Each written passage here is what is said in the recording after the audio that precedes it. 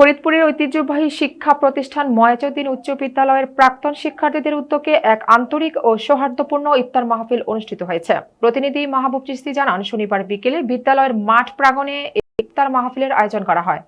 এ সময় ময়াজউদ্দিন উচ্চ বিদ্যালয়ের শতবর্ষ উদযাপন কমিটির আহ্বায়ক নাসির উদ্দিন পলাশের সভাপতিত্বে ও সদস্য সচিব রফিকুল ইসলাম সুমনের সঞ্চালনায় ইফতার মাহফিলে বিদ্যালয়ের প্রধান শিক্ষক মাহমুদুল হাসান, প্রাক্তন শিক্ষক ফয়জুল উদ্দিন, বেলায়েত হোসেন চৌধুরী, গোলাম মোহাম্মদ আজাদ, মোহাম্মদ নাজমুল হোসেন, প্রাক্তন ছাত্র মোহাম্মদ মোশাররফ হোসেন, সাইদুর রহমান টুকু, আব্দুস সালাম, মোহাম্মদ নাসিম, এমদাদুল হক এমদাদ, শহীদুল হক শাহিন, এম এ বাতেন, মোহাম্মদ রফিকুল ইসলাম, মোহাম্মদ আবিদ হোসেন, মোহাম্মদ আনোয়ার, রিয়াদ সহ বিদ্যালয়ের 2 শতাধিক প্রাক্তন ছাত্র উপস্থিত ছিলেন।